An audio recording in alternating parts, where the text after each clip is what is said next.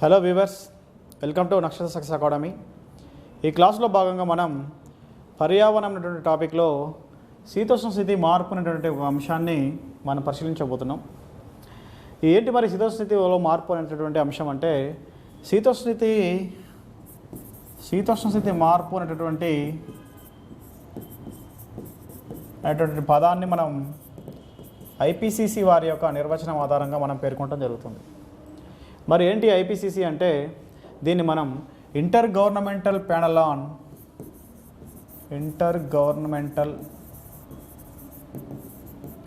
Climatic change అని intergovernmental panel on climatic చేంజ్ని మనం ఐపీసీసీ అని పేర్కొనడం జరుగుతుంది. ఈ ఐపీసీసీని మనకు 1988లో యునైటెడ్ నేషన్స్ ఎన్విరాన్మెంటల్ ప్రోగ్రామ్ అని, అదేవిధంగా వరల్డ్ మెటీరియాలజికల్ ఆర్గనైజేషన్ అనేటువంటి రెండు సంస్థలు కలిసి మనకి ఈ intergovernmental panel on climatic చేంజ్ని 1988లో ఎస్టాబ్లిష్ చేయడం జరిగింది. అయితే ఈ యొక్క ఐపీసీసీ యొక్క హెడ్ క్వార్టర్స్ ఎక్కడ ఉన్నాయంటే మనకి స్విట్జర్లాండ్లోని జెనీవాలో ఉండటం జరిగిందండి. స్విట్జర్లాండ్లోని జెనీవాలో ఈ యొక్క ఐపీసీసీ యొక్క హెడ్ క్వార్టర్స్ అనేవి కేంద్రీకృతం కావడం జరిగింది. ప్రస్తుతానికి దీని ఐపీసీసీ యొక్క చైర్మన్గా పనిచేస్తున్నటువంటి వ్యక్తిని మనం, ఇతడు ఉత్తర కొరియాకు చెందినటువంటి ఒక ప్రముఖ ఎకానమిస్ట్ ఇన్ క్లైమేటిక్ చేంజ్ అండి. ఇతని పేరు మనం హోసంగ్ లీ అని అంటాం. హోసంగ్ లీ అంటే ఆయన దీని యొక్క చైర్మన్గా ప్రస్తుతానికి కొనసాగుతున్నటువంటి వ్యక్తి. దీన్ని ఏర్పాటు చేసిన ఆర్గనైజేషన్లు ఏంటంటే యునైటెడ్ నేషన్స్ ఎన్విరాన్మెంటల్ ఫండ్ మరియు అదేవిధంగా వరల్డ్ మెటీరియాలజికల్ ఆర్గనైజేషన్ అనేటువంటి రెండు రకాల ఆర్గనైజేషన్స్ కలిసి మనకు 1988లో మనకి intergovernmental panel on climatic చేంజ్ని ఏర్పాటు చేయడం జరిగింది. దీన్ని మనం intergovernmental panel on climatic చేంజ్గా మనం పేర్కొనడం జరుగుతుంది. దాని యొక్క హెడ్ క్వార్టర్స్ అనేవి స్విట్జర్లాండ్లోని జెనీవాలో కేంద్రీకృతం కావడం జరిగింది. మరి ఏంటి ఐపీసీసీ ఏం చేస్తుందంటే మనకి శీతోష్ణస్థితి మార్పు పైన అధ్యయనం చేయడం జరుగుతుంది. మరి యొక్క శీతోష్ణస్థితి మార్పుని ఈ యొక్క ఐపీసీసీ మనకి ఏ విధంగా నిర్వచించింది అంటే సహజ కారణాల వల్ల కానీ మానవజనిత కారణాల వల్ల కానీ ప్రపంచ శీతోష్ణస్థితిలో సంభవించేటటువంటి అసాధారణ మార్పుని మనం ఈ యొక్క శీతోష్ణస్థితి మార్పుగా మనకి ఐపీసీసీ పేర్కొనడం జరుగుతుంది. సహజ కారణాల వల్ల కానీ అదేవిధంగా మానవజనిత కారణాల వల్లగా ఈ యొక్క ప్రపంచంలో ఉన్నటువంటి శీతోష్ణస్థితిలో సంభవించే విపరీతమైనటువంటి అసాధారణ మార్పుని మనం శీతోష్ణస్థితి మార్పుగా మనం పేర్కొనడం జరుగుతుంది. ఈ నిర్వచనాన్ని ఇచ్చింది ఎవరంటే inter governmental panel on climatic change అనేవారు ఈ యొక్క నిర్వచనాన్ని ఇవ్వడం జరిగింది. అయితే మరి ఏంటి శీతోష్ణస్థితి? జనరల్గా మనం వాతావరణం అనేటటువంటి పదాన్ని మనం చూడటం జరుగుతుంది. వాతావరణం అనే పదాన్ని చూస్తాం. మరి వాతావరణం అనేది ఏంటంటే మనకు ఈ రోజు ఉన్నటువంటి వాతావరణ కారకాలు అనేటువంటి ఉష్ణోగ్రత, అదేవిధంగా పీడనము, అదేవిధంగా ఆర్ద్రత, ఇవన్నీ కూడా వాతావరణ కారకాలుగా మనం పేర్కొనడం జరుగుతుంది. ఈ యొక్క వాతావరణ కారకాలలో సంభవిస్తున్నటువంటి మార్పుని మనం వాతావరణంగా ఒక షార్ట్ టైం పీరియడ్కి, ఒక రోజు వరకు లేకుంటే 1 వీక్ వరకు కూడా మనం ఈ యొక్క వాతావరణాన్ని మనం పేర్కొనడం జరుగుతుంది. ఇక వాతావరణం అంటే వాతావరణ కారకాలు అంటే ఉష్ణోగ్రత, పీడనం, ఆర్ద్రత తదితర కారకాలు అయితే ఏవైతే ఉన్నాయో వాతావరణ కారకాలు, దానిలో సంభవించేటటువంటి మార్పుని మనం వాతావరణ మార్పుగా మనం పేర్కొనడం జరుగుతుంది. ఈ వాతావరణ మార్పు అనేది మనకి చాలా చిన్నటువంటి ఒక స్వల్పకాలానికి సంబంధించినటువంటి ప్రక్రియ. అదేవిధంగా మనం శీతోష్ణ స్థితిని మనం చూసినట్లయితే ఈ శీతోష్ణ స్థితి అనేది మనకు ఒక విస్తృతమైనటువంటి భౌగోళిక ప్రాంతంలో మనకు వాతావరణ కారకాలు, ఈ 3 రకాల వాతావరణ కారకాలు, ఉష్ణోగ్రత కానివ్వండి, పీడనం కానీ, ఆర్ద్రత కానివ్వండి, వీటిలో సంభవిస్తున్నటువంటి మార్పు అనేది ఒక దీర్ఘకాలికానికి అధ్యయనం చేసినట్లయితే, దీర్ఘకాలికానికి అంటే దాదాపుగా 30 సంవత్సరాలకు పైబడిన సంవత్సరాలుగా ఈ యొక్క వాతావరణ మార్పుని అధ్యయనం చేసినట్లయితే దాన్ని మనం శీతోష్ణ స్థితి మార్పుగా పేర్కొనడం జరుగుతుంది. ఈ విధంగా మనకు శీతోష్ణ స్థితి మార్పుకి, వాతావరణ మార్పుకి డిఫరెన్షియేషన్ తెలిసి ఉండాలి. వాతావరణ మార్పు అనేది మనకు ఒక స్వల్పకాలానికి సంబంధించిన ప్రక్రియ అయితే ఈ యొక్క శీతోష్ణ స్థితి మార్పు అనేది మనకు దీర్ఘకాలానికి సంబంధించిన ప్రక్రియ. ఈ యొక్క దీర్ఘకాలానికి సంబంధించిన ప్రక్రియ అంటే సుమారుగా ఇది 30 సంవత్సరాలకు పైబడిన సంవత్సరాలకు చేస్తున్నటువంటి వాతావరణ కారకాల అధ్యయనంగా మనం పేర్కొనడం జరుగుతుంది. అయితే ఈ యొక్క శీతోష్ణ స్థితి మార్పు అనేటటువంటి అంశాన్ని మనం అధ్యయనం చేస్తున్న క్రమంలో మనకి ఇక్కడ ఇంతకుముందు పేర్కొన్నట్టుగా ఐపీసీసీ అనేది మనకి ఏం వెల్లడించిందంటే ఐపీసీసీ ఎవ్రీ 5 ఇయర్స్కి ఒకసారి మనకు తన యొక్క అసెస్మెంట్ రిపోర్ట్స్ని ఇవ్వడం జరుగుతుందండి. ఎవ్రీ 5 ఇయర్స్కి ఒకసారి తన యొక్క అసెస్మెంట్ రిపోర్ట్ని ఇవ్వడం జరుగుతుంది. దాంట్లో మనకు మొదటిగా ఫస్ట్ అసెస్మెంట్ రిపోర్ట్ అనేది మనకి 1990లో విడుదల చేయడం జరిగింది. ఈ యొక్క 1990లో విడుదల చేసినటువంటి అసెస్మెంట్ రిపోర్ట్లో ఈ యొక్క శీతోష్ణ స్థితి మార్పుకి ప్రధానమైనటువంటి కారణం ఏం చెప్పిందంటే భూతాపం అనేది ఈ యొక్క శీతోష్ణ స్థితి మార్పుకి ప్రధాన కారణంగా ఐపీసీసీ నివేదించడం జరిగింది తన యొక్క ఫస్ట్ నివేదికలో. అయితే మరి ఏంటి భూతాపం అనేది మనకి ఏ విధంగా సంభవిస్తుంది? భూతాపం అంటే ఏంటంటే భూమి యొక్క ఉష్ణోగ్రతలు, ఉపరితల ఉష్ణోగ్రతలో పెరుగుదలని మనం భూతాపంగా పేర్కొనడం జరుగుతుంది. సుమారుగా అక్కడ భూతాపాన్ని అర్థం చేసుకునే క్రమంలో మనం కొన్ని జాగ్రఫికల్గా ఉన్నటువంటి కొన్ని అంశాలను కూడా పరిశీలించే ప్రయత్నం చేద్దాం. మరి ఏంటి భూమి ఏ విధంగా మనకు వేడెక్కుతుంది అనే అంశాన్ని మనం పరిశీలించినట్లయితే మనం సౌర కుటుంబ వ్యవస్థలో ఒక గ్రహంగా మన భూమి ఉండటం జరుగుతుంది. ఈ సౌర కుటుంబంలో సూర్యుని కేంద్రకంగా చేసుకునే గ్రహాలు అనేవి సూర్యుని చుట్టూ పరిభ్రమించడం జరుగుతుంది. అయితే ఈ సౌర కుటుంబంలో ఉన్నటువంటి వివిధ గ్రహాలకి, ఉపగ్రహాలకి కూడా ఈ యొక్క సౌరశక్తి అన్ని రకాల శక్తి వనరులకి ఒక మూల కారణం. మరి సౌరశక్తి జనించడానికి సూర్యునిలో మనకు జనరల్గా పదార్థం అనేది సాధారణంగా 4 రకాలుగా మనం పేర్కొనడం జరుగుతుంది. దాన్ని మనం ఘన, ద్రవ, వాయు, అదేవిధంగా ప్లాజ్మా స్థితిలో ఉన్నటువంటి పదార్థాన్ని కూడా మనం పేర్కొనడం జరుగుతుంది. అయితే ఈ సూర్యునిలో మనకి ప్లాజ్మా స్థితిలో ఉన్నటువంటి పదార్థం అనేది ఉండటం జరుగుతుంది. ఈ యొక్క ప్లాజ్మా స్థితిలో ఉన్నటువంటి పదార్థంలో మనకు తేలికపాటి అణువులు అనేవి మనకు సంకలనం చెందుతాయి. ఇక్కడ ఉన్నటువంటి హైడ్రోజన్ యొక్క ఐసోటోప్స్ అనేవి సంకలనం చెంది మనకు భార కేంద్రకమైనటువంటి హీలియాన్ని ఏర్పరుస్తూ వీటితో పాటుగా మనకి కొన్ని మిలియన్ ఎలక్ట్రాన్ వోల్ట్స్లో మనకి శక్తి కూడా, అపారమైన శక్తిని కూడా విడుదల చేయడం జరుగుతుంది. ఈ విధంగా మనకు తేలికపాటి కేంద్రకాలు అనేవి ఈ యొక్క హై టెంపరేచర్స్ సమక్షంలో మనకి సంకలనం చెంది ఈ విధంగా మనకి ఒక భార కేంద్రకాన్ని ఏర్పరుస్తూ అదేవిధంగా మనకు ఒక మిలియన్ ఎలక్ట్రాన్ వోల్ట్స్లో మనకి అపారమైన శక్తిని కూడా విడుదల చేయడం జరుగుతుంది. ఈ విధంగా విడుదలైన శక్తిని మనం సూర్యునిలో జనించిన శక్తిని మనం ఏమంటున్నామంటే సౌర శక్తి అంటున్నాం. మరి సూర్యునిలో జనించిన సౌరశక్తి అనేది మనకి శక్తి ప్రసరణ అనేది మనకి ఉష్ణ రూపంలోనూ అదేవిధంగా కాంతి రూపంలోనూ మనకి మిగతా సౌర కుటుంబ వ్యవస్థకు మొత్తం కూడా గ్రహాలకి, ఉపగ్రహాలన్నింటినీ కూడా ప్రసరణ చెందడం జరుగుతుంది. ఈ విధంగా మనకు సూర్యునిలో జనించిన శక్తి అనేది మనకి ఈ యొక్క భూమి వైపు ఏ విధంగా ప్రసరణ చెందుతుంది అంటే సౌర వికిరణ రూపంలో ప్రసరణ చెందుతుంది. సౌర వికిరణ రూపంలో మనకు సూర్యునిలో జనించిన శక్తి అనేది గ్రహాల వైపు ప్రసరించడం జరుగుతుంది. అయితే ఈ విధంగా సౌర వికిరణ పద్ధతిలో సూర్యునిలో జనించిన శక్తి ప్రసరణ చెందినప్పుడు మన భూమి వైపు ప్రసరిస్తున్నటువంటి సౌర వికిరణాన్ని మనం సూర్యపుటంగా పేర్కొంటాం.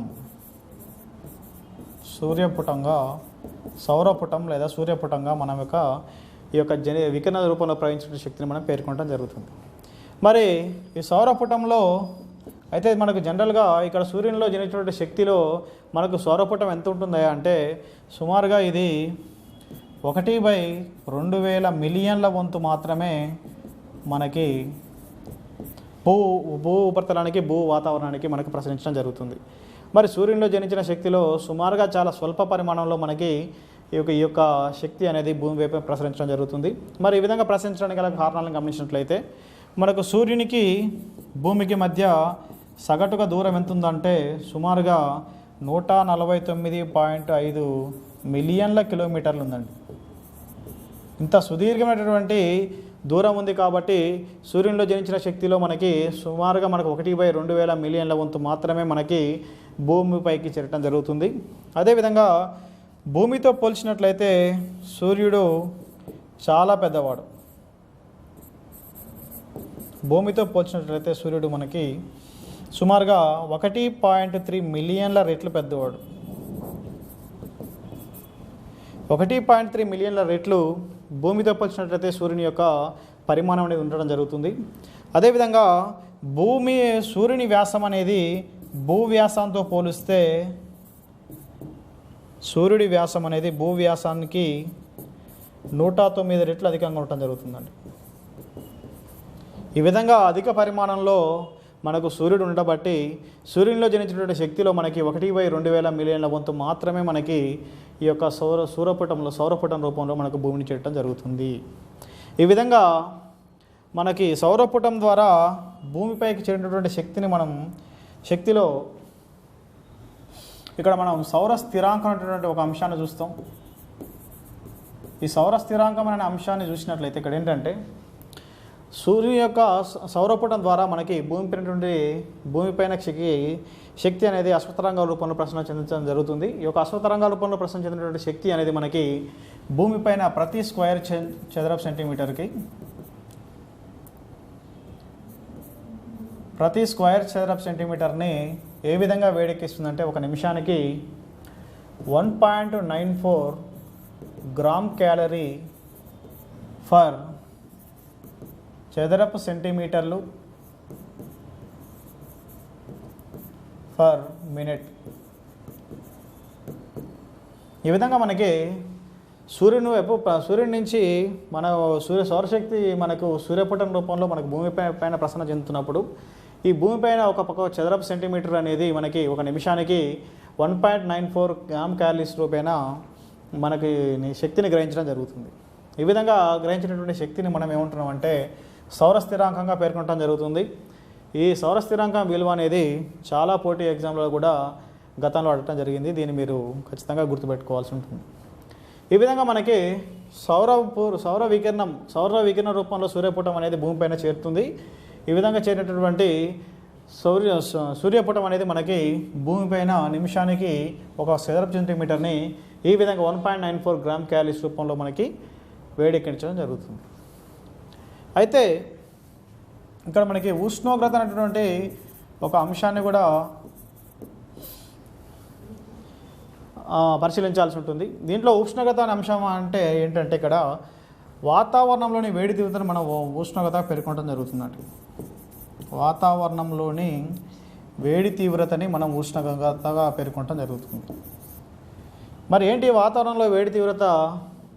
ఈ విధంగా మనకి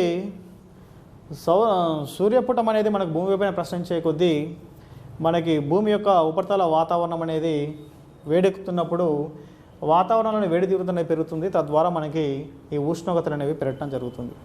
అయితే సాధారణంగా మనకి ఇక్కడ భూమి వైపు నుంచి ప్రసరిస్తున్న సౌర వికిరణ రూపంలో మనకి సూర్యపుటం మన భూమిపైన ప్రసరించినప్పుడు మనకి అవి అశ్వతరంగాల రూపంలో మనకి ప్రసరణ చెందడం జరుగుతుంది. ఈ యొక్క అశ్వతరంగాల రూపంలో ఈ విధంగా మనకి సౌరపుటం అనేది భూపరితలాన్ని చేరి భూ వాతావరణాన్ని వేడెక్కించి వాతావరణంలో వేడి తీవ్రతను పెంపొందించేటటువంటి దశని మనం ఉష్ణోగ్రతగా పేర్కొనడం జరుగుతుంది. ఈ విధంగా మనకి భూమి యొక్క ఉష్ణోగ్రతలు అనేవి రోజు రోజుకి పెరగటం జరుగుతుందన్నమాట. అయితే ఈ విధంగా భూమి వైపు ప్రసరించినటువంటి శక్తి అనేది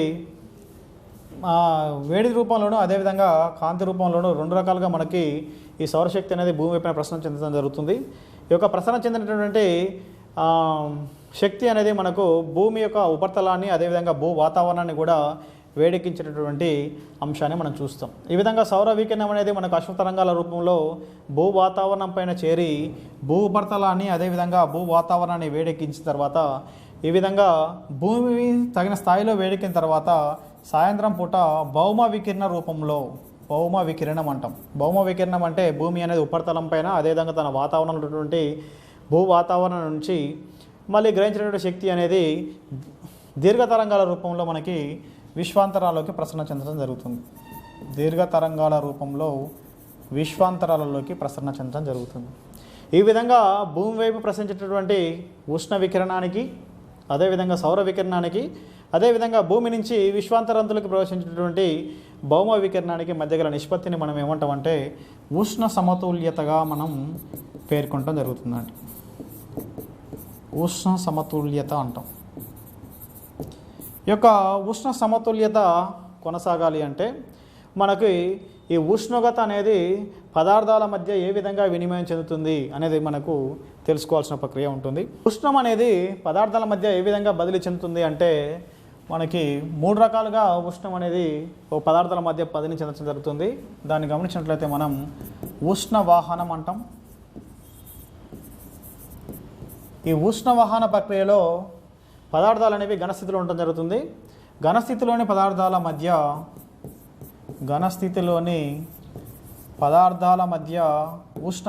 ఉష్ణం అనేది వినిమయం చెందేటటువంటి విధానాన్ని మనం ఉష్ణ వాహనంగా పేర్కొనడం జరుగుతుంది. ఘనస్థితిలోని పదార్థాలు ఇప్పుడు మనకు భూపటలం భూమి యొక్క పొరలు వేడెక్కే ప్రక్రియ అనేది మనకి ఉష్ణ వాహన ప్రక్రియ ద్వారా జరుగుతుంది. ఈ భూపొరలు అనేవి మనకు ఒకదానితో ఒకటి ఈ విధంగా అడ్జస్టెంట్గా ఉండటం జరుగుతుంది. ఈ విధంగా మనకు ఉపరితల ఉష్ణోగ్రతల నుంచి మనకు కింది వాతావరణంలో భూమిలో ఉన్న కింది పొరలు అనేవి వేడెక్కడం జరుగుతుంది. ఈ వేడెక్కే ప్రక్రియ అనేది ఈ విధంగా ఉష్ణం బదిలీ అయ్యే ప్రక్రియని మనం ఏమంటున్నామంటే ఉష్ణ వాహనం అంటున్నాం. అదేవిధంగా రెండో అంశంగా మనం ఉష్ణ సంవాహనం అనేటువంటి ప్రక్రియను కూడా జరగడం జరుగుతుంది ఉష్ణ బదిలీలో. మరి ఏ విధంగా ఉష్ణం బదిలీ అవుతుంది ఉష్ణ సంవహనం అంటే ఇక్కడ మనకి ద్రవస్థితిలోనూ అదేవిధంగా వాయు స్థితిలో ఉన్నటువంటి పదార్థాలలో మనకి ఉష్ణం అనేది ఈ యొక్క ఉష్ణ సంవాహన రూపంలో బదిలీ కావడం జరుగుతుంది. అదేవిధంగా మూడో ఉష్ణ బదిలీ రూపం చూసినట్లయితే దాన్ని మనం ఉష్ణ వికిరణం అంటాం. ఉష్ణ వికిరణ రూపం. దీంట్లో మనకు ఉష్ణమైనటువంటి శక్తి అనేది ఏ విధంగా ప్రసరణ చెందుతుందంటే ఇక్కడ మనకు యానకంతో సంబంధం లేకుండా అనేది మనకు పదార్థంతో సంబంధం లేకుండా మనకు శక్తి అనేది ఈ యొక్క ఉష్ణ వికిరణ రూపంలో బదిలీ కావడం జరుగుతుంది. ఘనస్థితిలోని ఉష్ణ బదిలీ అనేది ప్రవహించే విధానాన్ని మనం ఉష్ణ వాహనం అంటున్నాం. అదేవిధంగా ద్రవ మరియు వాయు స్థితిలో ఉష్ణ బదిలీ జరిగే ప్రక్రియని మనం ఉష్ణ సంవాహనం అంటున్నాం. అదేవిధంగా యానకంతో సంబంధం లేకుండా శక్తి అనేటువంటి శక్తి రూపం ఉష్ణం అనేది శక్తి యొక్క రూపం ఉష్ణం అనేది బదిలీ కాబడే ప్రక్రియని మనం ఉష్ణ వికిరణ ప్రక్రియగా మనం పేర్కొనడం జరుగుతుంది. ఈ విధంగా ఉష్ణం అనేది ఈ యొక్క 3 రకాలుగా మనకు బదిలీ చెందించబడుతుంది. అదేవిధంగా మనం పేర్కొన్నటువంటి సౌర వికిరణం కానీ అదేవిధంగా భౌమ వికిరణం కానీ రెండు కూడా యానకాలతో సంబంధం లేకుండా ఈ యొక్క ఉష్ణ వికిరణ ప్రక్రియలో మనకి బదిలీ కాబడుతూ ఉంటాయన్నమాట. ఈ విధంగా మనకి భూమి వైపున ప్రసరిస్తున్నటువంటి సూర్య వికిరణానికి అదేవిధంగా భూమి నుంచి విశ్వాంతరాల్లోకి దీర్ఘ తరంగాల రూపంలో ప్రవహించినటువంటి ఉష్ణ శక్తికి మధ్య గల సమతుల్యతని వాటి రెండింటి మధ్య గల నిష్పత్తిని మనం ఉష్ణ సమతుల్యతగా పేర్కొనడం జరుగుతుంది. ఈ యొక్క ఉష్ణ సమతుల్యత అనేది మనకు ఒక జాగ్రత్తగా అంటే ఒక క్రమ పద్ధతిలో నిర్వహించబడినప్పుడు మాత్రమే భూమిపైనటువంటి జంతుజాలం అనేది జీవజాలం అనేది తన యొక్క మనుగడను కొనసాగించడం జరుగుతుంది. ఈ విధంగా చూసినట్లయితే మనకి ఇక్కడ సౌర వికిరణంలో భూమి వైపు ప్రసరిస్తున్నటువంటి సౌర వికిరణాన్ని మనం ఒక 100 యూనిట్లుగా మనం తీసుకున్నట్లయితే ఇక్కడ మనకి భూమిపైనటువంటి వాతావరణంలో ఉన్నటువంటి వివిధ రకాల వాతావరణం ద్వారా మనకు సుమారుగా ఒక 25 యూనిట్ల సౌర వికిరణం అనేది పరావర్తనం చెందించబడుతుంది. అదేవిధంగా భూ వాతావరణంలో ఉన్నటువంటి దుమ్ము ధూళి కణాల వల్ల మనకి సుమారుగా ఇక్కడ 6 యూనిట్ల వరకు కూడా మనకు భూ ఉపరితలాన్ని చేరకుండానే ఈ యొక్క సౌర వికిరణం అనేది పరావర్తనం కావించబడుతుంది. అదేవిధంగా భూమిపైన ఉత్తర దక్షిణ ధృవాలలో మనకు మంచు చేత కప్పబడి ఉన్నటువంటి ధ్రువ ప్రాంతం నుంచి కూడా మనకి సుమారుగా ఒక 4 యూనిట్ల సౌర వికిరణం అనేది మనకు పరావర్తనం కావించబడుతుంది. ఈ విధంగా మనకి సూర్యశక్తిలో మనకి వికిరణ రూపంలో మన భూమి వైపు ప్రసరిస్తున్నటువంటి శక్తిలో సుమారుగా మనకి 35 యూనిట్లు 100 యూనిట్లు తీసుకున్నట్టే మనకు 35 యూనిట్లు మనకి ఈ విధంగా సూర్యుని ఉపరితలాన్ని చేరకుండానే మనకి భూమి యొక్క ఉపరితలాన్ని చేరకుండానే సౌర వికిరణం అనేది విశ్వాంతరాల్లోకి వెళ్ళిపోవడం జరుగుతుంది, పరావర్తనం కావించబడుతుంది. ఈ విధంగా ఈ యొక్క 35 యూనిట్లను ఏంటంటే మనకి ఏదైనా ఒక గ్రహ వాతావరణం నుంచి ఈ యొక్క పరావర్తనం చెందించబడినటువంటి సౌర వికిరణాన్ని మనం అల్బిడోగా పేర్కొనడం జరుగుతుంది. ఏమంటామంటే దాన్ని అల్బిడో అంటామండి. అల్బిడోగా పేర్కొనడం జరుగుతుంది.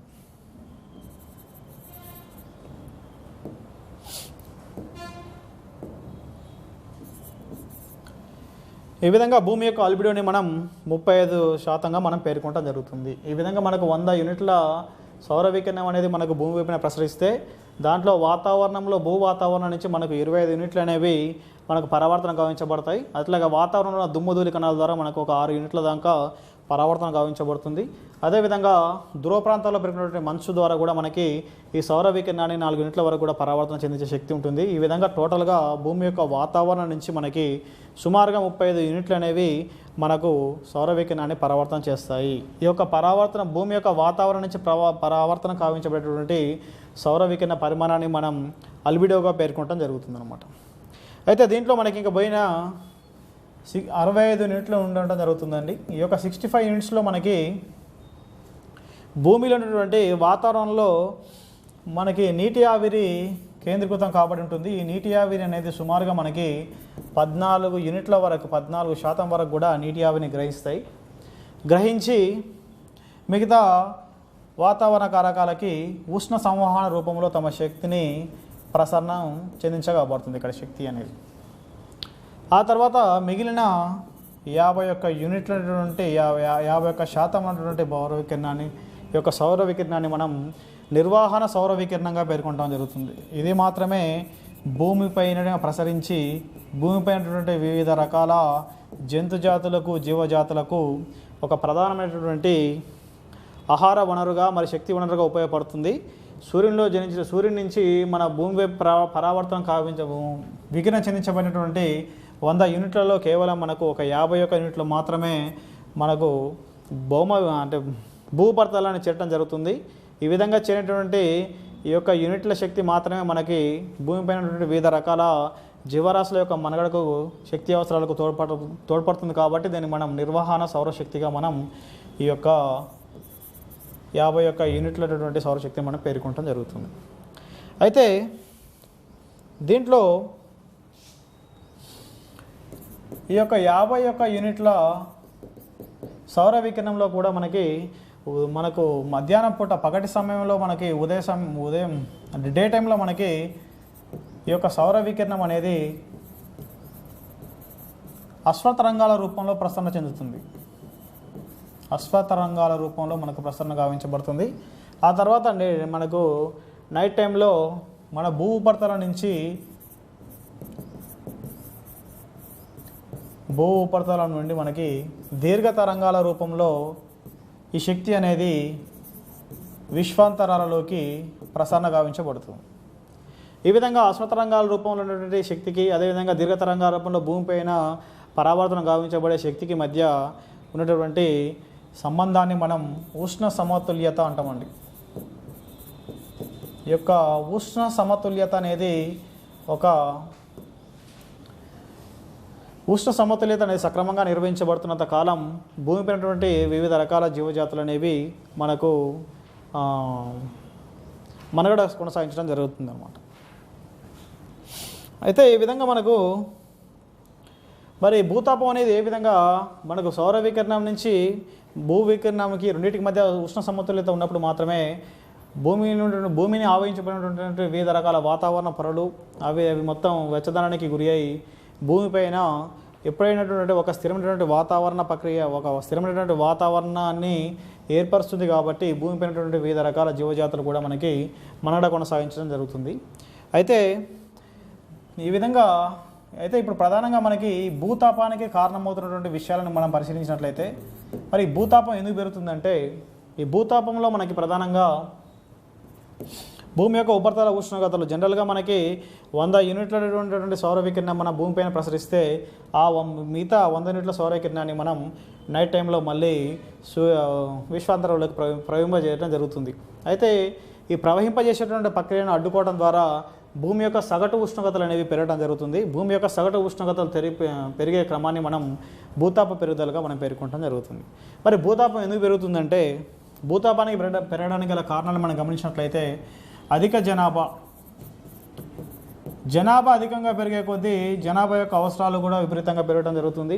అధిక జనాభా పెరగడం వల్ల వీరి యొక్క అవస్థాపన సౌకర్యాలు కల్పించడానికి మనకు రకరకాల గ్రీనరీ ఏరియాస్ని కూడా మనం కొట్టేయడం జరుగుతుంది, అడవులను నాశనం చేయడం జరుగుతుంది. తద్వారా మనకి ఈ యొక్క అధిక జనాభా పెరుగుదల ద్వారా మనకి ప్రధానంగా శిలాజ ఇంధనాల యొక్క వినియోగం అనేది అధికంగా పెరుగుతుంది. శిలాజ ఇంధనాలు అధిక జనాభా అవసరాలను తీర్చడానికి మనకు శక్తి అవసరాల కోసం ఈ యొక్క శిలాజ ఇంధనాలపైన మనం ఆధారపడాల్సి ఉంటుంది. ఈ యొక్క శిలాజ ఇంధనాల దహనం చెందించడం ద్వారా మనకి వివిధ రకాల గ్రీన్ హౌస్ వాయువుల ఉత్పత్తి అనేది జరుగుతుంది. ప్రధానంగా కార్బన్ డైఆక్సైడ్ లాంటి గ్రీన్ హౌస్ వాయువుల ఉద్గారం జరిగి ఈ గ్రీన్ హౌస్ వాయువుల ఉద్గారం అనేది మనకి భూతాపానికి కారణం కావడం జరుగుతుంది. అదేవిధంగా అడవుల నరికివేత ద్వారా కూడా మనకి యొక్క శిలాజ ఇంధనాలని మనకి ట్రాప్ చేసుకొని ఇప్పుడు సుమారు మనకు అడవులను పెంచినట్లయితే అడవులు అనేవి ఈ యొక్క కార్బన్ డైఆక్సైడ్ కార్బన్ యొక్క గ్లోబల్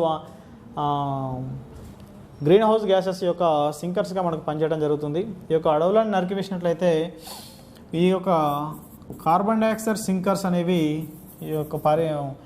ఈ పొల్యూటెంట్స్ సింకర్స్ అనేవి తగ్గిపోవడం ద్వారా మనకి వాతావరణంలో ఈ యొక్క కాలుష్య కారకాల యొక్క పర్సంటేజ్ అనేది పెరిగి తద్వారా మనకి ఉపరితల ఉష్ణోగ్రతను ఇవన్నీ ట్రాప్ చేస్తున్నాయి. కాబట్టి ఈ విధంగా భౌమ వికిరణాన్ని పరావర్తనం చెందించే క్రమంలో ఇవన్నీ అడ్డుపడుతుంటాయి. ఏంటి కార్బన్ డైఆక్సైడ్ కానీ ఇలాంటి కొన్ని గ్రీన్ హౌస్ ఉద్గారాలు అనేవి మనకు వాతావరణంలో విడుదల కాబట్టి అడ్డుకోవడం ద్వారా భూమి యొక్క సగటు ఉపరితల ఉష్ణోగ్రత అనేది పెరగడం జరుగుతుంది అన్నమాట. అదేవిధంగా మనకు నగరాల యొక్క పెరుగుదల,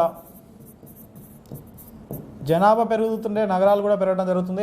నగరాల యొక్క పెరుగుదల ద్వారా మనకి ఈ యొక్క సాలిడ్ వేస్ట్ అనేది అధికంగా ప్రొడ్యూస్ కావడం జరుగుతుంది.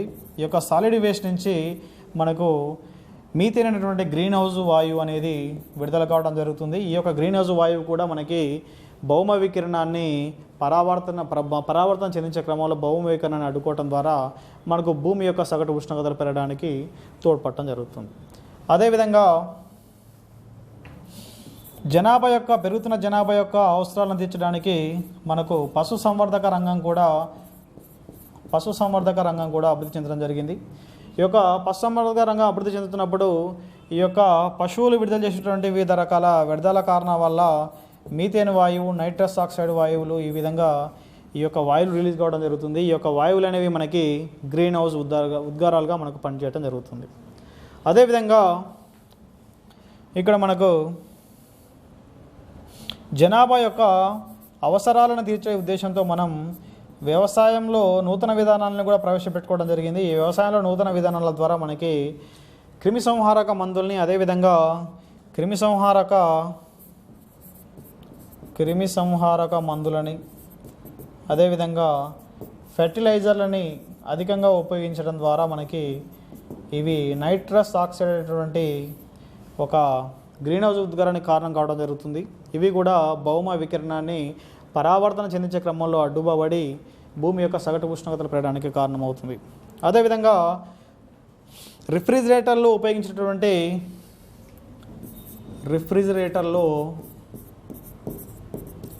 మనకు కూలింగ్ ఏజెంట్గా మనకి క్లోరోఫ్లోరోకార్బన్స్ అనే వాటిని ఉపయోగించడం జరుగుతుంది. ఈ క్లోరోఫ్లోరోకార్బన్స్ నుంచి మనకి ఇక్కడ క్లోరిన్ అనేది రాడికల్గా మనకు రిలీజ్ అయ్యి ఇది వాతావరణంలోని ఓజోన్ పొరని డ్యామేజ్ చేయడం జరుగుతుంది. తద్వారా మనకి వాతావరణంలోని ఓజోన్ పొర అనేది సౌర వికిరణంలోని అల్ట్రావైలెట్స్ లైట్ని అడ్డగించి ఈ విధంగా భూమిపైన ప్రసరింపజేయకుండా ఆ రేస్ని పరావర్తన చెందించేటట్టు చేసి భూమిపైన పడనీయకుండా, అదేవిధంగా వివిధ రకాల చర్మ క్యాన్సర్లకి నిరోధకంగా మనకి యూవీ రేస్ని పరావర్తన చెందించడం ద్వారా మనకి స్ట్రాటోస్ఫియర్ ఉన్నటువంటి ఓజోన్ అనేది మనకు తోడ్పడడం జరుగుతుంది. అయితే ఇక్కడ మనకు రిఫ్రిజిరేటర్లో ఉపయోగించినటువంటి శీతలీకరణలో మనకి ఈ యొక్క క్లోరిన్ రాడికల్ ఏం చేస్తుంది అంటే ఈ యొక్క ఓజోన్ పొరని డిప్లీట్ చేస్తుంది. ఈ యొక్క ఓజోన్ పొరని డిప్లీట్ చేసినప్పుడు దీని యొక్క సామర్థ్యం తగ్గిపోయి సౌర వికిరణం నుంచి మనకు యూవీ రేస్ అనేవి భూమిపైన ప్రసరించి వివిధ రకాల జంతు జాతుల్లో మనకి వృక్ష జాతుల్లో కూడా క్యాన్సర్ వంటి వివిధ రకాల చర్మ క్యాన్సర్ వంటి జబ్బులను కూడా కలిగించే ఆస్కారం ఉంటుందన్నమాట. అయితే ఈ క్లోరోఫ్లోరోకార్బన్స్ని బ్యాన్ చేసి మనకి ఇక్కడ ప్రధానంగా రిఫ్రిజిరేటర్లో సల్ఫర్ హెక్సాల్ఫ్లోరైడ్ అనేటువంటి ఒక వాయువుని ప్రవేశపెట్టడం జరిగింది. అయితే ఇది ఓజోన్ డిప్లీషన్కి కారణం కాకపోయినప్పటికీ ఇది ఒక సమర్థవంతమైన గ్రీన్ హౌస్ వాయువుగా మనకు తోడ్పడుతుంది. ఇది కూడా మనకి భూవికిరణాన్ని అడ్డగించడం ద్వారా, భౌమ వికిరణాన్ని అడ్డగించడం ద్వారా, పరావర్తనం చెందించకుండా విశ్వాంతరంలోకి పోకుండా అడ్డగించడం ద్వారా మనకి భూమి యొక్క వాతావరణాన్ని పెరగడానికి, వాతావరణ యొక్క ఉష్ణోగ్రత పెరగడానికి మనకి సల్ఫర్ హెక్సాఫ్లోరైడ్ కూడా తోడ్పడుతుంది. ఈ విధంగా మనకి రకరకాల అంశాల వల్ల అడవుల నరికివేత ద్వారా కానివ్వండి, పట్టణీకరణ పెరగడం ద్వారా కానివ్వండి, అదేవిధంగా వివిధ జనాభా అవసరాల కోసం పశుసంవర్ధక రంగాన్ని, అదేవిధంగా వ్యవసాయ అవసరాల కోసం వివిధ రకాల క్రిమిసంహారక ఫర్టిలైజర్లను ఉపయోగించడం ద్వారా, ఈ విధంగా మనకు రిఫ్రిజిరేటర్లో ఈ యొక్క సిఎఫ్సిని రీప్లేస్ చేసి సల్ఫర్ హెక్సాఫ్లోరైడ్ని ఉపయోగించడం ద్వారా, అదేవిధంగా ఏరోసాల్స్ అని ఉంటాం, ఈ ఏరోసాల్స్ని మనకు స్ప్రేయర్స్లో ఉపయోగించడం ద్వారా మనకి ఇక్కడ హైడ్రోఫ్లోరోకార్బన్స్, అదేవిధంగా పర్ఫ్లోరోకార్బన్స్, ఈ విధంగా వివిధ రకాల పదార్థాల వల్ల మనకి ఇవేం చేస్తాయంటే ఇవన్నీ కూడా ఈ ప్రక్రియలో రిలీజ్ అవుతున్న అన్ని రకాల వాయువులు కూడా మనకి గ్రీన్ హౌస్ వాయువులో ఉపయోగపడటం జరుగుతుంది. ఈ గ్రీన్ హౌస్ వాయువులు అనేవి మనకు భూమి యొక్క ఉష్ణోగ్రతని, సగటు ఉష్ణోగ్రతను పెంచేయడానికి తోడ్పడుతున్న వాయువులుగా మనం పేర్కొంటాం. దీన్ని గమనించినట్లయితే ప్రధానంగా కార్బన్ డైఆక్సైడు, మీథేను, అదేవిధంగా నైట్రస్ ఆక్సైడు, అదేవిధంగా సల్ఫర్ హెక్సాఫ్లోరైడ్, అదేవిధంగా హైడ్రోఫ్లోరోకార్బన్స్, అదేవిధంగా పర్ఫ్లోరోకార్బన్స్, ఇలాంటి రకరకాల వాయువులు అనేవి మనకి గ్రీన్ హౌస్ వాయువులుగా ఉపయోగపడతాయి. గ్రీన్ హౌస్ వాయువులుగా మనకి వీటిని పేర్కొనడం జరుగుతుంది. ఈ గ్రీన్ హౌస్ వాయువులు ఏం చేస్తాయంటే భూవికిరణాన్ని పరావర్తనం చెందించకుండా అడ్డుకుంటాయండి. భూవికిరణాన్ని పరావర్తనం చెందించకుండా ఈ యొక్క గ్రీన్ హౌస్ వాయువులు అనేవి అడ్డుపడతాయి. అడ్డుపడటం ద్వారా ఒక గ్లాస్ ఛాంబర్లో మనకి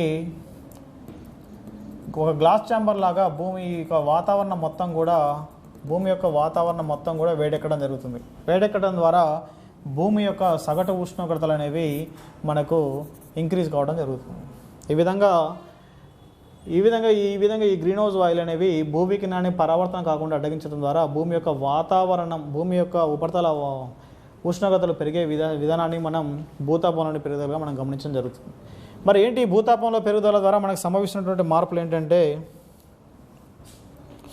ఇంతకుముందు పెరుగుతున్నట్టుగా మనం ఐపీసీసీ అనేటువంటి ఒక ఆర్గనైజేషన్ చూడడం జరిగింది. ఈ యొక్క ఐపీసీసీ ఆర్గనైజేషన్ అనేది శీతోష్ణస్థితికి మార్పుకు ప్రధాన కారణంగా మనకు ఫస్ట్ నివేదికలో 1990లో రిలీజ్ చేసినటువంటి ఫస్ట్ అసెస్మెంట్ రిపోర్ట్లో భూతాపం అనేది ఈ యొక్క శీతోష్ణస్థితి మార్పుకు ప్రధాన కారణంగా పేర్కొనడం జరిగింది.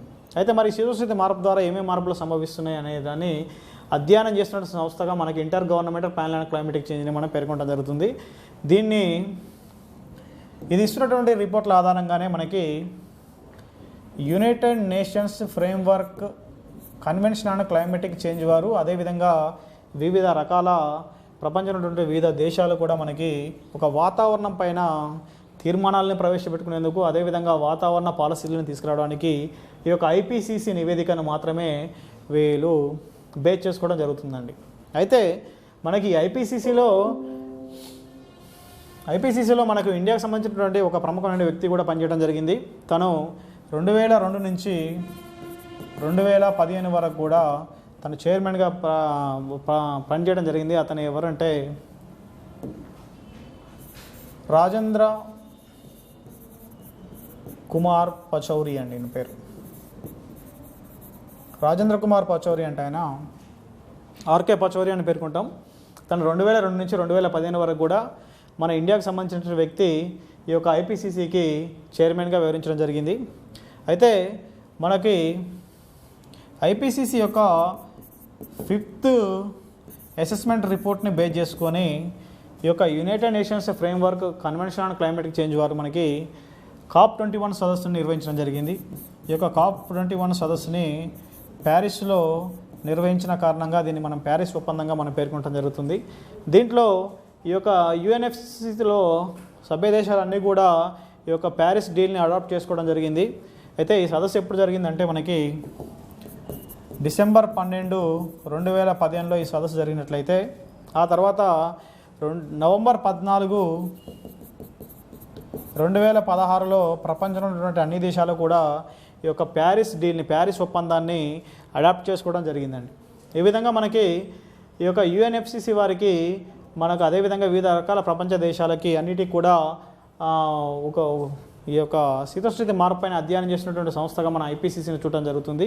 ఈ యొక్క ఐపీసీసీకి మన ఇండియన్ రాజేంద్ర కుమార్ పచౌరి అంటే ఆయన 2002 నుంచి 2015 వరకు కూడా తాను చైర్మన్గా రాజేంద్ర కుమార్ పచౌరి వారి ఆధ్వర్యంలోనే ఈ యొక్క IPCC intergovernmental panel on climate change ఆర్గనైజేషన్కి 2007లో ఈ ఐపీసీసీతో పాటుగా అమెరికన్ వైస్ ప్రెసిడెంట్ అయినటువంటి ఆల్బర్ట్ అర్నాల్డ్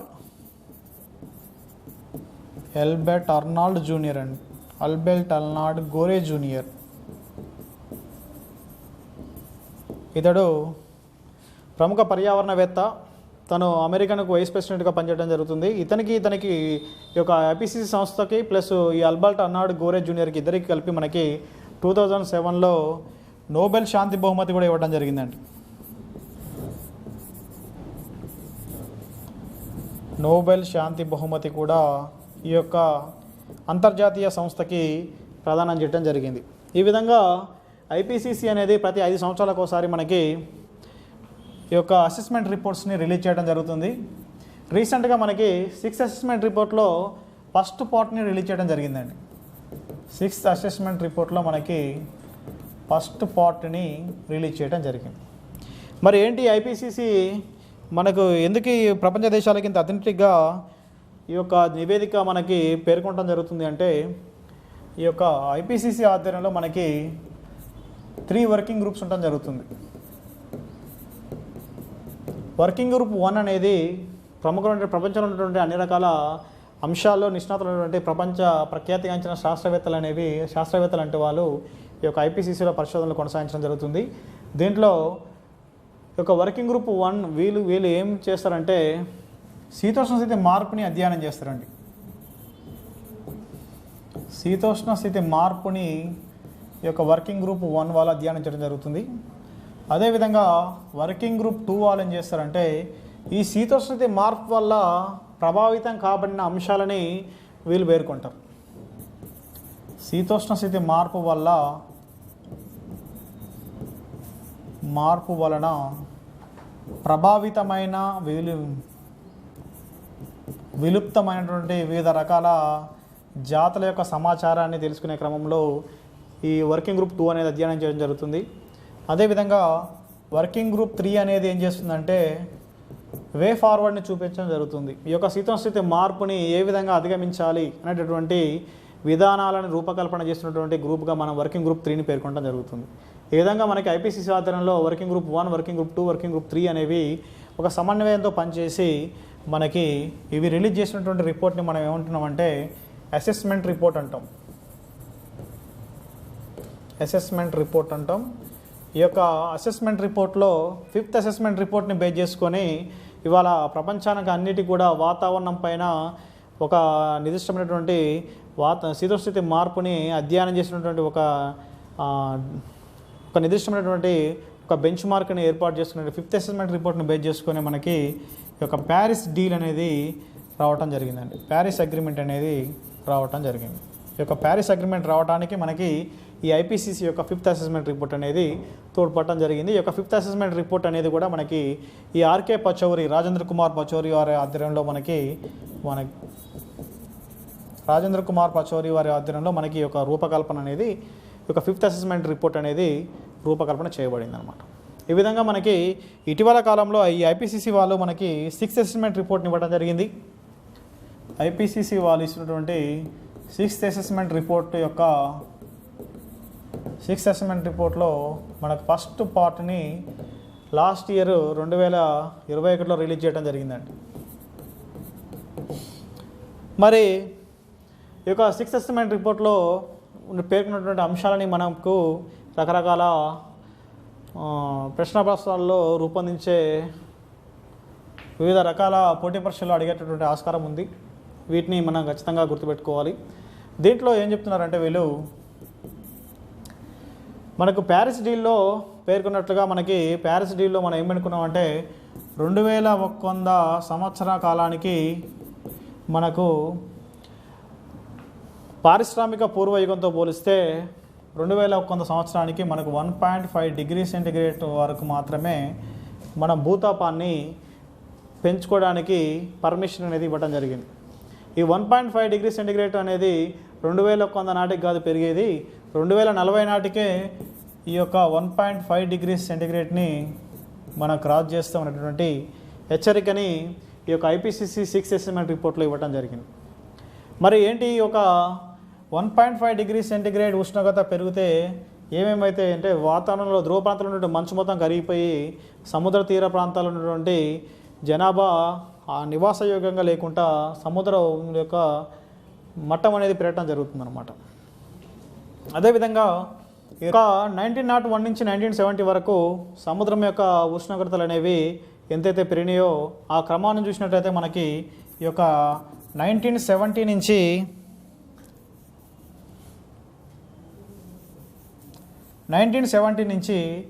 2021 వరకు 50 ఏళ్లలో ఈ కాలంతో పోలిస్తే ఈ కాలానికి సముద్రం యొక్క పెరుగుదల మట్టం యొక్క పెరుగుదల అనేది సుమారుగా 3 రెట్లు పెరిగిందండి. సుమారుగా 3 రెట్లు అనేది ఈ యొక్క 70 సంవత్సరాలతో పోలిస్తే 50 సంవత్సరాలు సుమారుగా 3 రెట్లు అనేది సముద్ర మట్టాల యొక్క ఎత్తు అనేది పెరగడం జరిగింది. అదేవిధంగా చూసినట్లయితే ఐపీసీసీ తన నివేదికలో పేర్కొన్న అంశంగా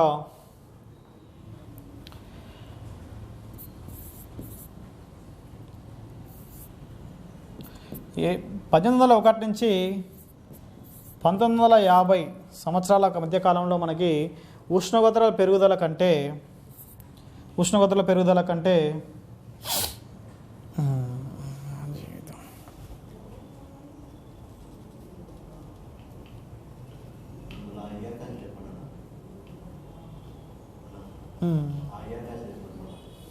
ఇక్కడ చెప్పనా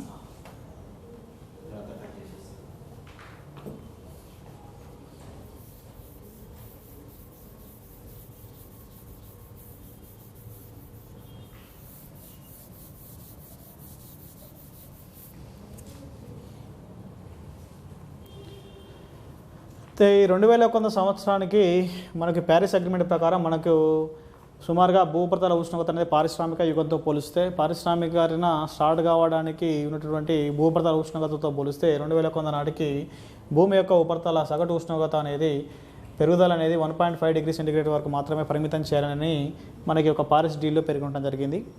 అదేవిధంగా ఈ యొక్క ప్యారిస్ డీల్ అనేది మనకి ఒక 2040 నాటికే ఇక్కడ పేర్కొన్నటువంటి టార్గెట్ అనేది 2040 నాటికే అధిగమిస్తుందని ఈ యొక్క ఐపీసీసీ 6th అసెస్మెంట్ రిపోర్ట్ అనేది పేర్కొనడం జరిగింది. అదేవిధంగా గమనించినట్లయితే మనకి ఇక్కడ సుమారుగా 125,000 సంవత్సరాలలో గతించినటువంటి 125,000 సంవత్సరాలలో మనకి 2010 నుంచి 2020 దశాబ్దం అనేది తీవ్రమైనటువంటి ఉష్ణోగ్రతలు కలిగిన దశాబ్దంగా ఈ యొక్క దశాబ్దాన్ని నమోదు చేయడం జరిగింది ఐపీసీసీ 6th అసెస్మెంట్ రిపోర్ట్లో.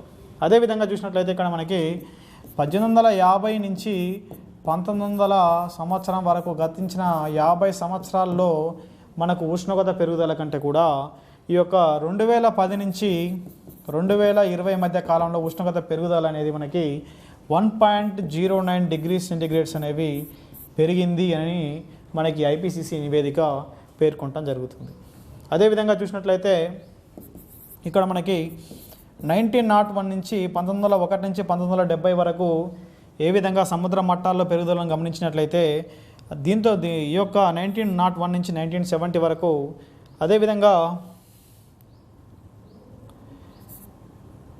1970 నుంచి 2020 వరకు మనం ఈ యొక్క 70 సంవత్సరాల కాలాన్ని ఈ యొక్క 50 సంవత్సరాల కాలాన్ని మనం పరిశీలించినట్లయితే 1901 నుంచి 1970 వరకు మనకు సముద్ర మట్టాల్లో పెరుగుదల కంటే సముద్ర మట్టాల్లో పెరుగుదల అనేది ఈ కాలంతో పోలిస్తే ఈ యొక్క 50 ఏళ్ళ కాలంలో 1970 నుంచి 2020 వరకు ఈ కాలంలో మనకి 3 రెట్లు అదనంగా ఈ యొక్క సముద్ర మట్టాలు అనేవి పెరగడం జరిగిందనమాట.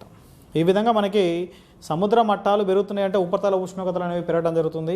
మరి ఉష్ణోగ్రతల పెరుగుదలకి ప్రధానంగా మనకి గ్రీన్ హౌస్ వాయువులు అనేవి మనకు మానవ అవసరాల కోసం శిలాజ ఇంధనాలను మండించడం ద్వారా వాతావరణానికి రిలీజ్ కాబడినటువంటి గ్రీన్ హౌస్ వాయువులు అనేవి మనకి ప్రధాన పాత్రను పోషించి ఈ యొక్క భూమి యొక్క సగటు ఉష్ణోగ్రతలు అనేవి పెరుగుదలకు గురి కాబడుతున్నాయి. ఈ విధంగా పెరుగుదలకు గురి కాబడినప్పుడు సముద్ర మట్టాలు అనేవి ధ్రువ ప్రాంతాల్లో మంచు కరగడం ద్వారా సముద్ర మట్టాలు పెరగడం ద్వారా మనకు సుమారుగా ఇక్కడ గమనించినట్లయితే మన భారతదేశంలో 7,516 కిలోమీటర్ల వరకు కూడా తీర ప్రాంతం ఉండటం జరిగింది.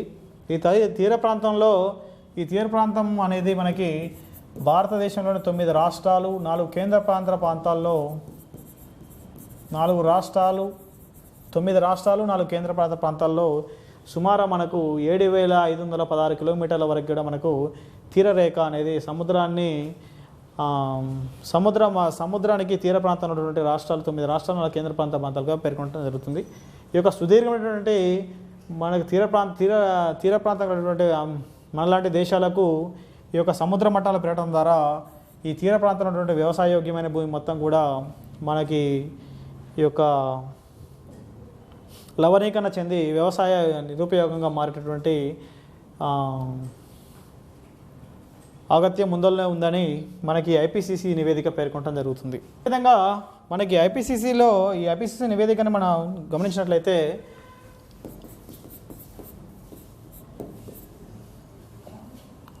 ఈ యొక్క ఐపీసీసీ నివేదికలో మనకి వాతావరణంలో వేడిని అధ్యయనం చేయడానికి మనకి వెట్ బల్బ్ టెంపరేచర్ అనేటువంటి ఒక పరికరాన్ని కూడా ఈ యొక్క ఐపీసీసీ వాళ్ళు తీసుకోవడం జరిగింది. దీంట్లో మనకి చూసినట్లయితే వాతావరణంలో నుండి ఉష్ణోగ్రతను అధ్యయనం చేస్తున్నటువంటి పరికరంగా మనకు ఈ యొక్క వెట్ బల్బ్ టెంపరేచర్ని మనం తీసుకుంటాం. దీంట్లో మనకి ఏంటంటే ఇది డ్రై బల్బ్ టెంపరేచర్కి ఒక తడి బట్టని మనకు ముందు భాగంలో చుట్టి ఈ విధంగా థర్మామీటర్ యొక్క ముందు భాగానికి ఈ విధంగా వెట్ క్లాత్ను చుట్టామండి. వెట్ క్లాత్ను చుట్టినప్పుడు ఇది కూడా వాతావరణంలో ఉన్నటువంటి ఉష్ణోగ్రతను నమోదు చేయడానికి ఉన్నటువంటి ఒక పరికరంగానే మనం ఈ వెట్ బల్బ్ టెంపరేచర్ని చూస్తాం. ఈ వెట్ బల్బ్ టెంపరేచర్ ద్వారా మనకి ఏం తెలుస్తుందంటే గ్రీన్ హౌస్ వాయువుల యొక్క ఉద్గారం ద్వారా వివిధ రకాల జీవులపైన ఈ యొక్క టెంపరేచర్ యొక్క ప్రభావం ఏ విధంగా పడబోతున్నటువంటి అంశాన్ని గుర్తించేటటువంటి పరికరంగా ఈ వెట్ బల్బ్ టెంపరేచర్ని ఈ యొక్క 6 అసెస్మెంట్ రిపోర్ట్లో మనకి ఈ ఐపీసీసీ వాళ్ళు యూజ్ చేయడం జరిగింది. దీంట్లో మనకి సాధారణంగా చూసినట్లయితే వెట్ బల్బ్ టెంపరేచర్లో మనకు ఉష్ణోగ్రత పెరిగే కొద్దీ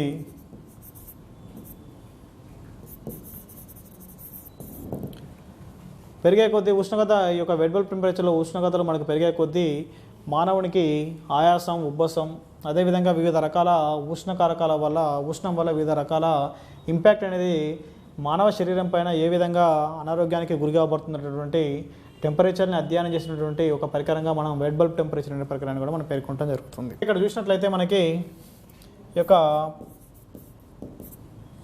మరి ఐపీసీసీ నివేదికలో చూపించినటువంటి వే ఫార్వర్డ్ ఏంటి అంటే గమనానికి మరి ఏం చేస్తే మనం ఈ యొక్క ఈ 2040 నాటికే భూమి యొక్క ఉపరితల ఉష్ణోగ్రత అనేది పారిశ్రామిక యుగంతో పోలిస్తే 1.5 డిగ్రీల సెంటీగ్రేడ్ వరకు ఉష్ణోగ్రత పెరుగుతుందని మనకి ఐపీసీసీ నివేదికలో పేర్కొనడం జరిగింది కదా. అయితే దీన్ని నివారించడానికి మరి ఏమేం చేయాలనేటువంటి అంశాలను కూడా వే ఫార్వర్డ్గా ఐపీసీసీ అనేది మనకు చూపించడం జరిగింది. దీంట్లో ప్యారిస్ డీల్లో వివిధ రకాల దేశాలు సుమారుగా 196 దేశాలు కూడా దీనికి పైన నవంబర్లో 2016లో 196 దేశాలు దీనిపైన సంతకం చేసి వాటి దేశాలు ఏమేమి ఈ యుఎన్ఎఫ్సిసిలో సభ్యత్వం ఉన్నటువంటి దేశాలన్నీ కూడా ఏం చేయదలుచుకున్నాయి, ఈ యొక్క వాతావరణ మార్పుని నిరోధించడానికి ఏమేమి స్టెప్స్ తీసుకున్నాయనేటువంటి అంశాన్ని మనకు తమ సభ్య దేశాలు అనేవి ఐఎన్డిసిల రూపంలో మనకు విడుదల చేయడం జరిగిందండి. ఐఎన్డిసిసి అంటే ఏంటంటే ఇంటెండెడ్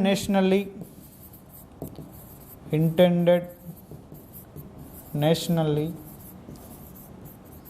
డిటర్మైన్డ్ కాంట్రిబ్యూషన్స్ అంటాం.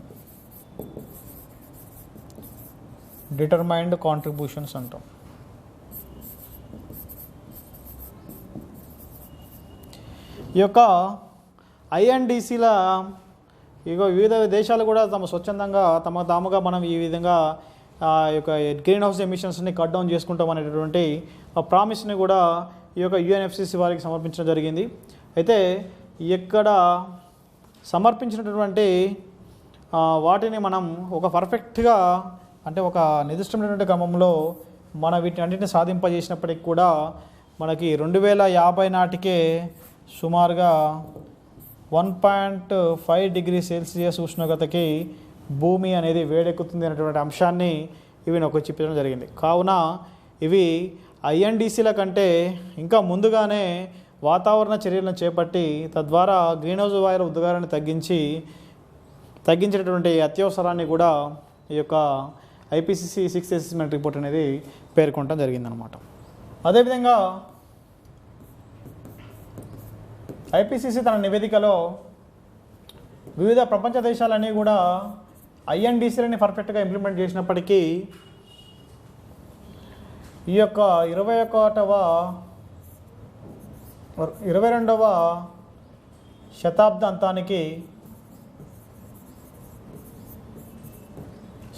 అంతానికి సముద్ర మట్టం అనేది సుమారుగా మనకి 42 సెంటీమీటర్ల నుంచి 73 సెంటీమీటర్ల వరకు కూడా సముద్ర మట్టం అనేది పెరుగుతుంది ఈ యొక్క భూమి యొక్క సగటు ఉష్ణోగ్రతలు పెరగడం ద్వారా అనేటువంటి అంశాన్ని నివేదించడం జరిగింది. అదేవిధంగా ఐఎన్డిసిలని ఇంటెండెడ్ నేషనల్ డిటర్మైన్డ్ కాంట్రిబ్యూషన్స్ని వివిధ ప్రపంచ దేశాలు వీటిని ఇంప్లిమెంట్ చేసే క్రమంలో ఏ విధంగా అయినా విఫలం చెందినట్లయితే సుమారుగా ఈ యొక్క సముద్ర మట్టం అనేది 1 నుంచి 2 మీటర్ల వరకు కూడా పెరిగే ప్రమాదం ఉందని ఈ యొక్క ఐపీసీసీ యొక్క 6th అసెస్మెంట్ రిపోర్ట్లో హెచ్చరించడం జరిగింది.